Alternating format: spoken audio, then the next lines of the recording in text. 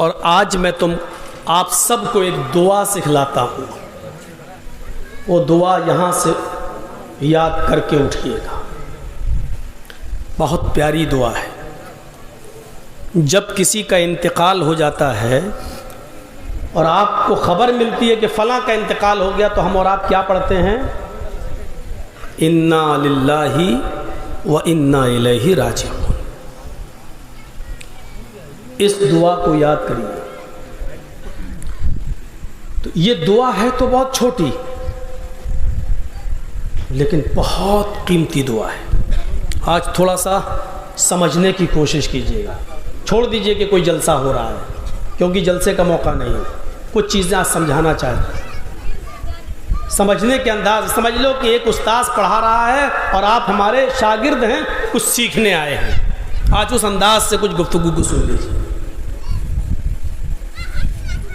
صرف اتنی دعا نہیں ہے، اس کے بعد ایک جملہ اور ہے، وہ یاد کریے۔ یہ تو سب کو یاد ہوگا، کسی کو بھی کھڑا کر دیں، انا للہ و انا الیہ راجعون۔ لیکن پوری دعا کیا ہے؟ جب کسی کی خبر کی اطلاع ملے تو دعا یہ پڑھنا چاہیے، انا للہ و انا الیہ راجعون۔ جب اپنا کوئی قریبی آدمی انتقال کر جائے، بیٹا، باپ، بھائی، بہن، رشتہ دار، اور اس کے علاوہ بھی کوئی دوسرا، کوئی بھی مسلمان، تو اس کے ساتھ یہ دعا اور ملا لیجیے، انا للہ و انا الیہ راجعون، اللہم اجرنی فی مصیبتی واخلف لی خیرا منہا۔ یہ ہے بخاری شریف کی حدیث، پوری دعا یہ، انا للہ و انا الیہ راجعون۔ ہم سب اللہ ہی کی طرف سے ہیں، اللہ ہی کے لیے ہیں، وَإِنَّا إِلَيْهِ رَاجِعُونَ، اور اسی کی طرف ہمیں پلٹ کر جانا ہے، اسی کی طرف ہمیں لوٹ کر جانا ہے۔ آئے بھی اسی کی طرف سے ہیں اور جانا بھی ہمیں وہی ہے۔ اللہم اجرنی فی مصیبتی، سنیے گا، اللہم اجرنی فی مصیبتی، اے اللہ مجھے جو مصیبت پیش آئی ہے، میری ماں کے انتقال کے بعد، میرے بیٹے کے انتقال کے بعد، میرے بھائی کے یا میرے بچے کے انتقال کے بعد جو مصیبت مجھے آئی ہے، اے اللہ اس مصیبت میں مجھے اجر عطا فرما، اس پر ہمیں اچھا بدلہ دے۔ اللہم اجرنی فی مصیبتی، اللہ مجھے اس پر، اس مصیبت میں مجھے اجر دے، بدلہ دے۔ وَاخْلِفْ لِي خَيْرًا مِّنْهَا، اور جو تو نے مجھ سے چھینا ہے، جو تو نے مجھ سے لیا ہے، وَاخْلِفْ لِي خَيْرًا مِّنْهَا، اے اللہ مجھے تو اس سے اچھا نعم البدل عطا فرما، مجھے اس سے اچھی چیز عطا فرما، مجھے اس سے اچھی چیز دے دے۔ غور کیجئے دعا، اس سے اچھی چیز کیا ہو؟ لیکن پھر بھی اللہ کے نبی سکھلا رہے۔ ایک دن اللہ کے نبی صلی اللہ علیہ وسلم خطبہ دے رہے تھے، اور اسی خطبے میں آپ نے صحابہ کو یہ دعا سکھلائی کہ جب تمہارا کوئی قریبی انتقال کر جائے تو یہ دعا پڑھا کرو، انا للہ و انا الیہ راجعون، اللہم اجرنی فی مصیبتی واخلف لی خیرا منہا۔ حضرت ابو طلحہ رضی اللہ تعالیٰ عنہ اس خطبے میں موجود تھے، انہوں نے یہ دعا یاد کر لی، اور خطبہ جب ختم ہوا تو وہ آئے اور انہوں نے اپنی بیوی ام سلیم سے کہا، انہوں نے اپنی بیوی سے کہا، آج میں نے یہ دعا اللہ کے نبی نے بتائی اور میں نے یاد کر لی۔ کہا کیا دعا ہے؟ اس زمانے کی عورتیں بھی دعاؤں کے لیے کتنی بے چین رہتی تھی۔ کہا کیا؟ کہا اللہ کے نبی نے فرمایا جب کوئی انتقال کی خبر سنو تو یہ دعا پڑھا کرو، انا للہ و انا الیہ راجعون، اللہم اجرنی فی مصیبتی واخلف لی خیرا منہا۔ حضرت ام سلیم کہتی ہیں کہ میرے شوہر نے، میرے ہسبینڈ نے جب یہ دعا مجھے بتائی تو میں نے بھی یاد کر لی۔ اور ایک دن ایسا آیا چند سالوں کے بعد، ایک دن ایسا آیا کہ کسی حادثے میں میرے ہسبینڈ کی اچانک ڈیتھ ہو جاتی ہے، موت ہو جاتی ہے، ایک ایکسیڈنٹ کا شکار ہو جاتے ہیں میرے ہسبینڈ۔ ابو طلحہ کا انتقال ہو جاتا ہے، اور جب ان کی باڈی گھر پہ لائی جاتی ہے اور ام سلیم کو خبر دی جاتی ہے ان کے شوہر انتقال کر گئے، ایسا حادثہ ان کے سامنے ان کے ساتھ ہوا، اور یہ ڈیڈ باڈی ان کی ہے۔ ام سلیم نے اپنے شوہر کو جب دیکھا اس پوزیشن میں کہ ڈیڈ باڈی ان کے گھر پہ رکھی ہوئی ہے اور وہ انتقال کر گئے، کوئی حادثہ ان کے ساتھ ہو گیا ہے، تو ان کی زبان سے یہ جملہ نکلتا ہے، انا للہ و انا الیہ راجعون، اللہم اجرنی فی مصیبتی واخلف لی خیرا منہا۔ کہتی ہے کہ میں نے وہی دعا آج پڑھی جو دعا ہم نے کبھی اپنے شوہر کی زبان سے سنی تھی، اور وہ میں نے یاد کر لی، وہی دعا انہوں نے پڑھی، اور پھر وہ برابر پڑھتی رہیں۔ ابو طلحہ کو دفن کر دیا گیا۔ ان کو جب بھی اپنے شوہر کی یاد آتی، ان کے انتقال کا دردناک منظر جب سوچتی تو یہی کہتی، انا للہ و انا الیہ راجعون، اللہم اجرنی فی مصیبتی واخلف لی خیرا منہا، اللہ مجھے میری اس مصیبت میں اجر عطا فرما، اور اس سے بہتر ہمیں جو تو نے چھینا ہے، جو تو نے لیا ہے، تو مجھے اس سے بہتر عطا فرما، اس سے اچھا بدلہ ہمیں دے، اس سے اچھی چیز تو ہمیں دے۔ ام سلیم کہتی ہیں کہ ایک دن میں سوچنے لگی ایسا کیسے ہو سکتا ہے، میرے شوہر سے اچھا بھلا اور کون ہو سکتا ہے، اتنا لاڈو پیار کرنے والا میرا آدمی چلا گیا، اور میں اللہ سے یہ دعا مانگ رہی ہوں کہ اللہ مجھے مصیبت میں صبر کی توفیق عطا فرما، اجر عطا فرما، اور جو تو نے چھینا ہے اس سے بہتر عطا کر، اس سے بہتر چیز ہمیں دے دے، بھلا میرے شوہر سے بہتر کون ہو سکتا ہے۔ فطری چیز ہے، سوچ ان کی صحیح ہے۔ فرماتی ہیں میری عدت کے دن ختم ہوئے، شوہر کے انتقال کے بعد جو بیوی 4 مہینے 10 دن کی عدت گزارتی ہے عربی تاریخ کے حساب سے، اور طریقہ آپ کو معلوم ہے، اگر مغرب کی اذان سے پہلے کسی کا انتقال ہوتا ہے تو وہ دن بھی جوڑا جائے گا۔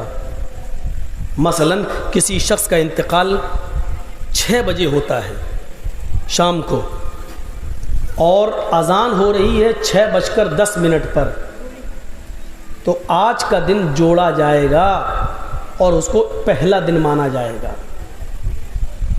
لیکن اگر کسی کا انتقال مغرب کی اذان کے بعد ہوتا ہے، آج کون سا دن ہے؟ جمعرات، مغرب کی اذان کے بعد اگر کسی کا انتقال ہوتا ہے تو جمعرات کا دن نہیں جوڑا جائے گا، جمعہ جوڑا جائے گا، کیونکہ عربی کے حساب سے تاریخ سورج غروب ہونے کے بعد چینج ہو جاتی ہے۔ اگر آج کسی کا انتقال ہوتا ہے اور مغرب کے بعد ہوتا ہے تو جمعرات نہیں جوڑی جائے گی بلکہ جمعہ جوڑا جائے گا، جمعہ سنیچر، یہاں سے 4 مہینہ 10 دن گزارے گی، اور جیسے ہی 4 مہینہ 10 دن عربی کے حساب سے ہوں گے، مغرب کی اذان ہوتے ہی اس کی عدت ختم ہو جائے گی، اور مغرب کی اذان کے بعد، نماز کے بعد وہ اپنی عدت سے نکل جائے گی۔ اور اگر مغرب کی اذان سے پہلے کسی کا انتقال ہوتا ہے، جیسے آج جمعرات ہے، مغرب سے پہلے کسی کا انتقال ہوا تو آج کا دن بھی جوڑا جائے گا، جمعرات، جمعہ، کل دوسرا دن، پرسوں تیسرا دن، ایسے۔ یہی عقیقے کا معاملہ ہے، کوئی بچہ مغرب سے پہلے پیدا ہوتا ہے تو وہ پہلا دن مانا جائے گا، مغرب کے بعد پیدا ہوتا ہے تو دوسرا دن پہلا دن مانا جائے گا۔ اس سسٹم کو یاد رکھیے گا۔ تو کہتی ہیں ام سلیم کہ میرے شوہر کے انتقال کے بعد جیسی میری عدت پوری ہوئی، 4 مہینے 10 دن کی عدت پوری ہوئی، تو اچانک محمد رسول اللہ صلی اللہ علیہ وسلم نے میرے دروازے کو دستک دی. دروازہ کھٹکھٹایا, میں نے دروازہ کھولا, سامنے جناب محمد رسول اللہ تھے. میں نے کہا اندر آئیے, تشریف لائے. میرے پاس چمڑے کی, چمڑا جو ہوتا ہے آپ لوگ تو اچھی طرح جانتے ہیں, چمڑے کا تو کاروبار بھی یہاں ہوتا ہے. چمڑے کی کھال کا بنا ہوا تکیہ رکھا ہوا تھا, پلو. میں نے اس کے اندر کھجور کے پتوں کی چھال بھری ہوئی تھی. میں نے وہ پلو, میں نے وہ تکیہ میں نے اللہ کے نبی کو دے دیا, اور آپ اس کے اوپر ایسے ہاتھ رکھ کر یوں بیٹھ گئے. اور ابو طلحہ کے انتقال پر مجھے صبر کی تلقین کرنے لگے. چونکہ عدت کے دن میرے گزر چکے تھے, اس لیے فرمایا اے ام سلیم, میں تمہیں نکاح کا پیغام دینے آیا ہوں. میں چاہتا ہوں کہ تمہاری بقیہ عمر ایسے کیوں گزرے, میں تم سے نکاح کرنا چاہتا ہوں. میری خواہش ہے کہ میں تم سے شادی کروں. تم سوچ لو, غور کر لو, تم اس بارے میں کیا کہتی ہو؟ ام سلیم کا جواب, اے اللہ کے نبی, ایسی بد نصیب عورت کون ہو سکتی ہے کہ آپ جس کو نکاح کا پیغام دیں اور وہ اس کو ریجیکٹ کر دے. وہ بد نصیب ہی ہوگی. لیکن میرے ساتھ کچھ پریشانیاں ہیں, ان پریشانیوں کو پہلے میں شیئر کر دیتی ہوں, آپ کو بتا دیتی ہوں. میری ان پریشانیوں کو سن لیجئے, اس کے بعد اگر آپ کی طبیعت ہو تو نکاح کیجئے گا, ورنہ نہیں. میری پہلی پریشانی ہے, یا میرے ٹائم پر کسی دوسری بیوی آپ کو ڈسٹرب کرے, بلائے, یا میری ان سے کچھ تو میں ہو جائے. میں اس سلسلے میں بڑی غیرت مند عورت ہوں, خوددار عورت ہوں. آپ نے فرمایا ٹھیک ہے, دوسری کوئی اور پریشانی ہو تو بتاؤ.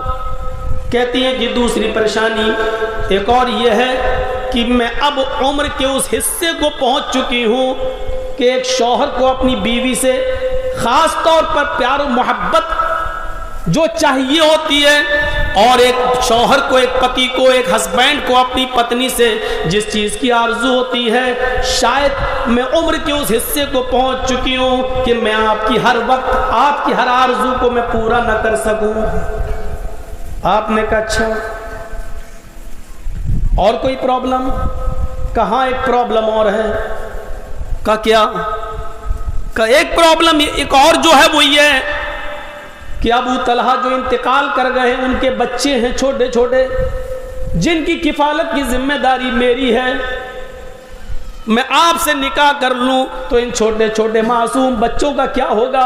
اے اللہ کے رسول, اے اللہ کے نبی, میں ان بچوں کو کسی بھی حالت میں ان کے ددیال چھوڑ نہیں سکتی, اپنے سے جدا نہیں کر سکتی. یہ میری ایک اور شرط ہے. آپ نے فرمایا اے ام سلیم, پہلی چیز رہی سوکنوں کی خودداری اور غیرت والی, تو میں اللہ سے دعا کروں گا, اللہ تعالیٰ تمہارے دل میں ہمدردی پیدا کر دے گا.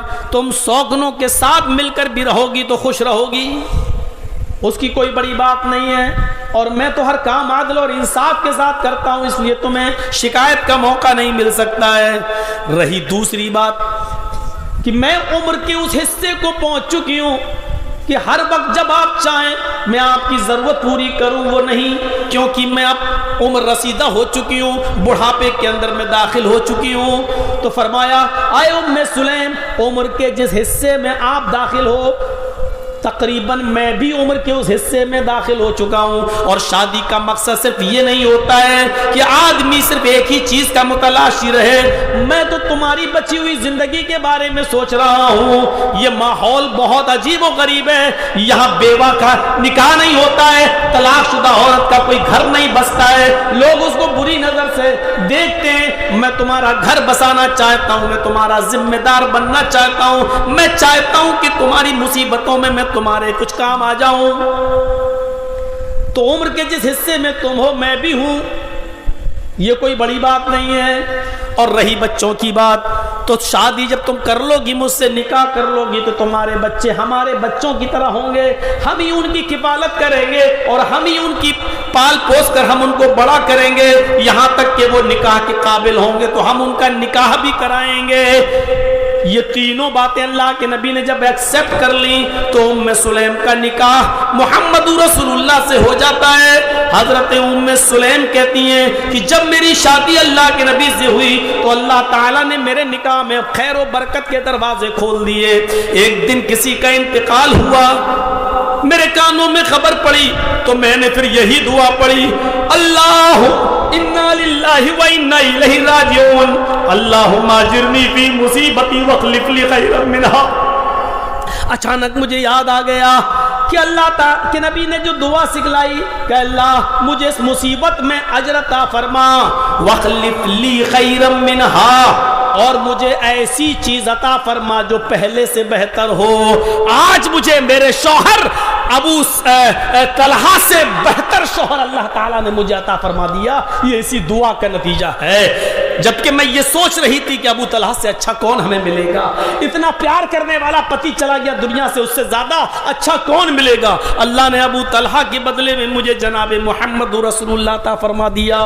پتہ یہ چلا کہ غم میں اور مصیبت میں صبر کرو، اور صبر کرنے کے بعد یہ دعا بھی پڑھی جائے کہ اللہم اجرنی فی مصیبتی واخلف لی خیرا منہا، تو اللہ تعالیٰ پہلے سے اچھا بدلہ بھی عطا فرما سکتا ہے. یہ صبر کا انعام ہے، یہ صبر کا بدلہ ہے. ہمیں مصیبتوں پہ صبر کرنے کی کوشش کرنی چاہیے اور یہ دعا یاد کرنی چاہیے. دیکھتے ہیں کتنے لوگوں کو یہ دعا یاد ہوگی. وہ تو خطبہ سنا ابو طلحہ نے، ایک ہی بار اللہ کے نبی نے دعا بتلائی اور یاد کر لی، اور ہم تو اس کو کم سے کم 8-10 بار ریپیٹ کر چکے ہیں. ابھی کسی کو کھڑا کر کے پوچھیں تو شاید نہیں بتا پائے گا، اور کھڑا کر دوں گا تو کہے گا مجھے کو کھڑا کرنے کو تھے، کوئی اور نہیں ملا تھا. صرف ایک بار اللہ کے نبی نے پورے جمعے کے خطبے میں دعا بتائی تھی اور یاد کر لی صحابہ نے. ہم تو 8-10 بار بتا چکے. انا للہ و انا الیہ راجعون تو یاد ہی ہے سب کو. آگے والا جملہ بہت چھوٹا سا، اللہم اجرنی فی مصیبتی واخلف لی خیرا منہا، بس اتنا سا جملہ. یہ ابھی یاد کرنے میں لگتا ہے کہ اگر ہم کسی جلسے میں آؤں آپ کے یہاں، جیسا کہ لوگ ٹائم مانگ رہے ہیں دسمبر کا، اگر اس وقت بھی آ کر پوچھیں گے تو شاید یاد نہیں ہوگی، کیونکہ آج یہاں سے ہٹنے کے بعد ہم بھول جائیں گے. ابھی تک بس ایک ذہن بنا ہے، لیکن کل جیسی ہم چائے کی ہوٹلوں میں بیٹھے بھول جائیں گے. بس ہاں تقریر اچھی ہوئی ہے ماشاءاللہ، ہاں مولانا صاحب نے بڑی اچھی بات بتائی ہے، ارے دن بتایا ہے عقیقے کا، دن کہاں سے جوڑا جائے گا، کہاں پہ ختم ہوگا، مغرب سے پہلے. ارے کیا آج تک کوئی مولوی نہیں بتاتا ہے مولانا صاحب. یہ سب چرچے ہوں گے، لیکن اسی چائے کی دکان پہ پوچھ لو جو دعا بتائی تھی وہ یاد ہوئی؟ تو نہیں ہے، کر لیں گے. وہ دعا یاد نہیں ہو. پوری تقریر بند کر دو، چھوڑ دو میری، آج صرف یہ دعا یاد کر لو، کامیاب. انا للہ یاد، اللہم اجرنی فی مصیبتی واخلف لی خیرا منہا. اور آپ اس دعا کو اپنا وظیفہ بناؤ. جب کسی کا انتقال ہو تو یہ دعا پڑھو. پھر دیکھو اللہ رب العالمین اس سے صبر کے ساتھ اپنے بیٹے کے انتقال کے بعد پھر کھلونے، اب کون کھیلے گا؟ یہ عورتیں زیادہ کمزور دل کی ہو، پال کھول کے دوپٹہ پھینک کے نوچتی، اب کیا ہوگا؟ اور اس کے بعد دوسرے دن کہیں اللہم اجرنی فی مصیبتی واخلف لی خیرا منہا. کچھ فائدہ نہیں، کوئی فائدہ نہیں ہے. ایک عورت کو اللہ کے رسول نے ایک قبر کے پاس روتے ہوئے دیکھا. مسلم شریف کی حدیث، بیٹھی رو رہی تھی. آپ نے کہا کیا ہوا؟ کہا میرا بیٹا مر گیا. آپ وہیں بیٹھ گئے اور اس عورت کو سمجھانے لگے اللہ کی امانت تھی، اللہ نے لے لیا، صبر کرو، چلو تم اپنے گھر چلو، دعا کرو اللہ تعالیٰ سے، اللہ تعالیٰ اس بچے کو تمہاری نجات کا ذریعہ بنائے. نہیں جانتی تھی کہ میرے پاس کون آدمی بیٹھ گیا. کہنے لگی ارے چل چل اٹھ، جا جا. آیا بڑا سمجھانے والا، تیرا بیٹا مرتا تب تجھے پتا چلتا. آگے کا جملہ جس کے اوپر گزرتی ہے وہی جانتا ہے. چل چل.